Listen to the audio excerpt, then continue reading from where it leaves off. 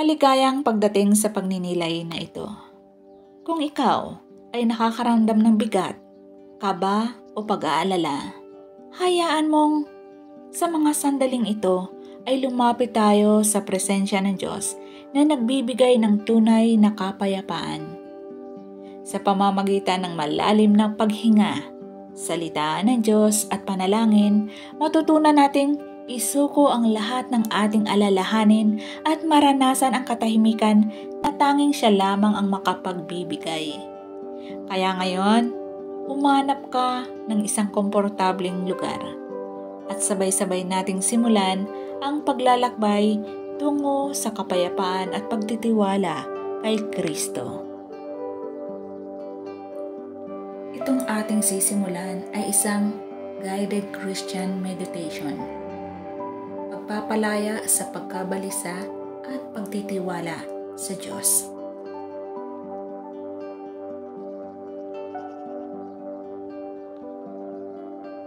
Huminga ka muna ng malalim at dahan-dahang ilabas. Isa pa, huminga ng malalim, damin ang hangin na pumapasok sa iyong katawan at ilabas ang lahat ng bigat at tensyon.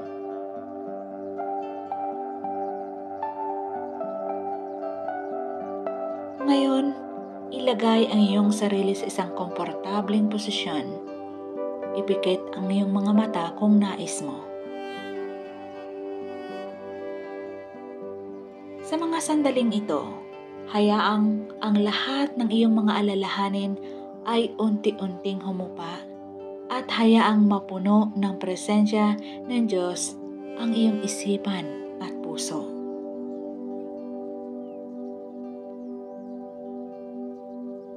Pakinggan ang tibok ng iyong puso.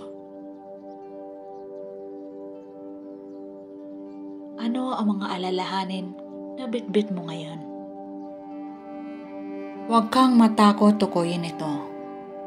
Trabaho, kalusugan, pamilya, kinabukasan.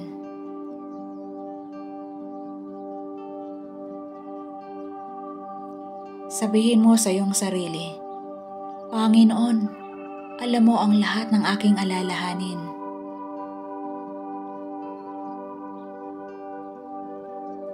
Ngayon, huminga ka ng malalim. Isipin mong ini-inhale mo ang kapayapaan ng Diyos.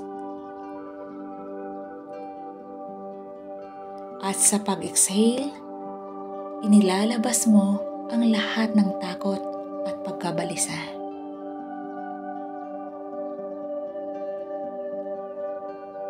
Ulitin pa natin. Inhale, peace. Exhale, worry.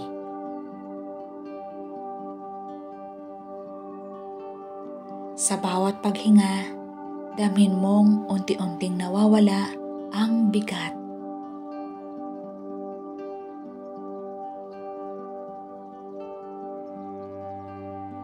Pakinggan ang mga pangakong ito mula sa Filipos, Kabanata 4, talata 6 hanggang 7. Huwag kayong mabalisa tungkol sa anuman, sa halip hingin ninyo sa Diyos ang lahat ng inyong kailangan sa pamamagitan ng panalangin na may pasasalamat. At ang kapayapaan ng Diyos na hindi kayang maunawaan ng tao ang siyang mag-iingat sa inyong puso at pag-iisip kay Kristo Jesus.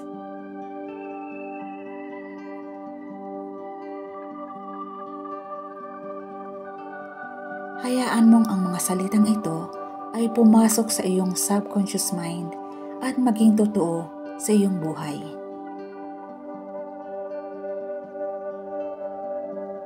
Ngayon, ulitin natin ng marahan ang mga katagang ito. Bigkasin mo sa isip o sa bibig.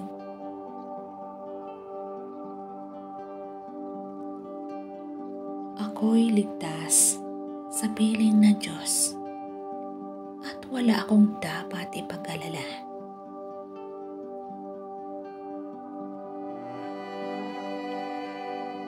Ang kapayapaan ng Diyos ay bumabalot sa aking puso at isipan.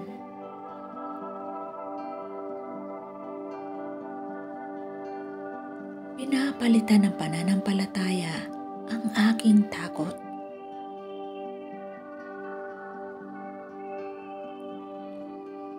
Sa bawat paghinga, ako'y mas nagiging payapa.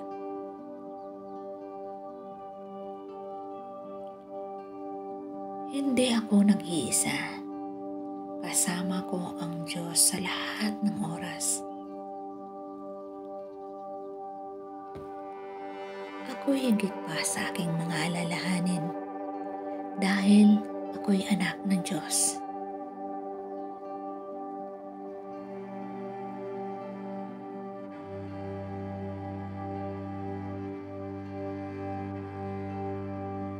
Hayaan mong lumubog ang mga salitang ito sa iyong puso.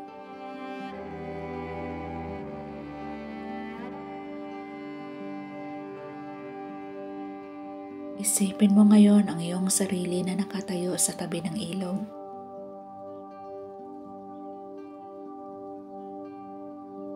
Umaagos ang tubig. Bitbit mo ang lahat ng iyong alalahanin sa isang maliit na kahon.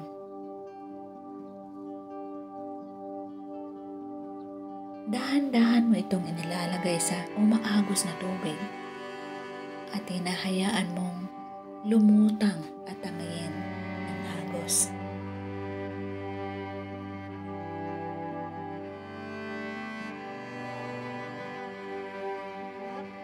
Habang nakikita mong umaagos palayo ang kahon ng mga alalahanin, mararamdaman mong ikaw ay gumagaan.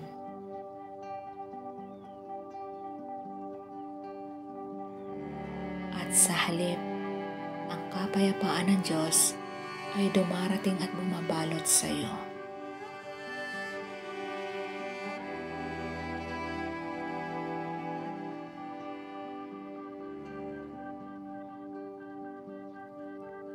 Tahimik mong sambitin sa iyong puso.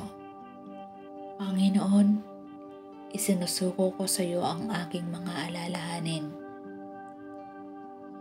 Ikaw ang aking tagapagligtas, at ikaw ang aking kapayapaan. Sa iyo ko inilalagak ang lahat ng takot at pag-aalala.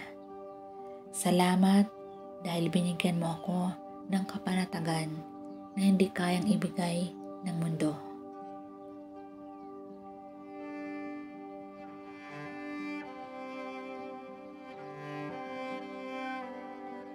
Kaibigan, tandaan mo, ang bawat paghinga ay paalala ng buhay na galing sa Diyos.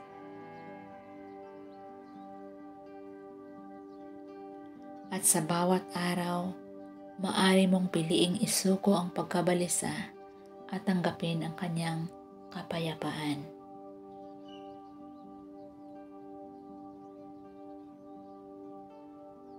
Ngayon, huminga ka muli ng malalim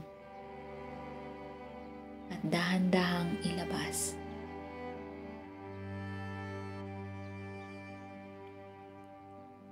Kapag handa ka na, dahan-dahan mong buksan ang iyong mga mata. Dala mo ngayon ang kapayapaan ng Diyos, isang pusong tahimik at isang isipan na puno ng tiwala. Amen.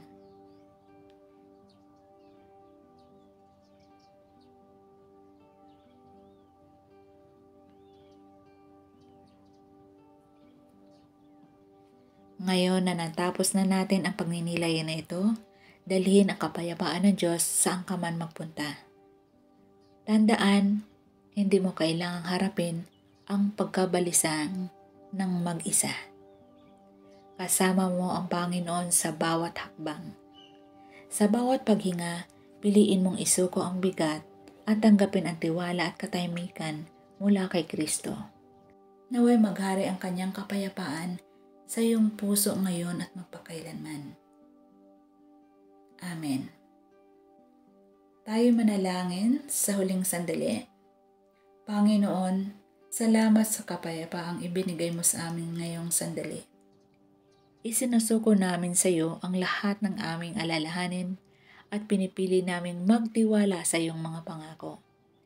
Naway ang iyong kapayapaan ang siyang gumabay sa aming puso at isipan sa buong maghapon sa pangalan ni Jesus. Amen.